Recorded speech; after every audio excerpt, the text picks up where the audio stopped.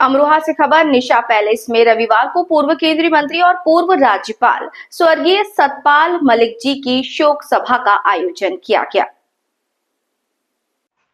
सभा में भारी भीड़ उमड़ी और हर वर्ग से जुड़े लोग, किसान, मजदूर, नौजवान, जनप्रतिनिधि और कार्यकर्ताओं ने पहुंचकर उन्हें श्रद्धांजलि दी। मुख्य अतिथि चरथावल मुजफ्फरनगर से विधायक श्री पंकज कुमार मलिक जी ने कहा, सतपाल मलिक जी ने अपने जीवन का हर क्षण किसानों, मजदूरों और युवाओं के हक के लिए लड़ाई में लगाया।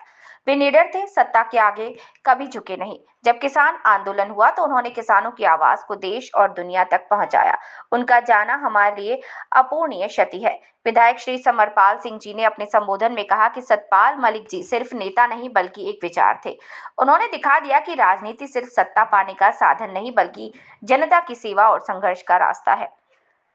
मजदूरों, किसानों और युवाओं की बेहतरी के लिए उनका योगदान कभी भुलाया नहीं जा सकता। उनका संघर्ष हम सबके लिए प्रेरणा है। कार्यक्रम का संचालन रफत प्रधान ने किया और अध्यक्षता हरकेश सिंह को सौंपी गई। सभा में वक्ताओं ने एक स्वर में कहा कि सतपाल मलिक जी की लड़ाई अधूरी नहीं रहेगी। हम सब उनके सपनों और विचारों को आगे बढ़ाते हुए किसानों, मजदूरों और युवाओं की आवाज को बुलंद करते रहेंगे। पूरे कार्यक्रम में वातावरण भावुक और जोशीला दोनों रहा। श्रद्धांजलि देने आए लोगों ने नारे लगाकर संकल्प लिया कि सतपाल मलिक जी की संघर्ष गाथा को जिंदा रखा जाएगा।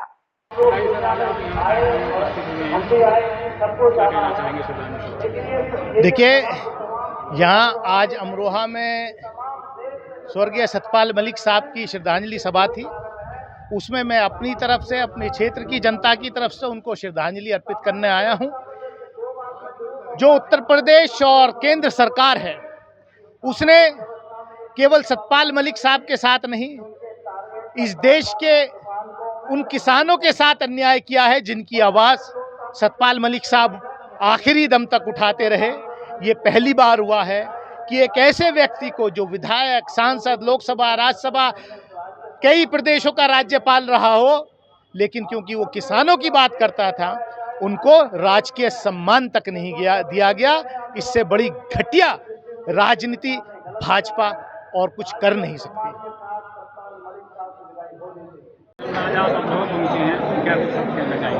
देखिए, आज आदरणीय समरपाल जी, जो मेरे साथी विधायक भी हैं, हम उनका सब सम्मान करते हैं। इन्होंने चौधरी सतपाल मलिक जी के योगदान को देखते हुए, ये उनके साथी भी रहे हैं, जिस तरह से भारतीय जनता पार्टी ने आखिर समय में भी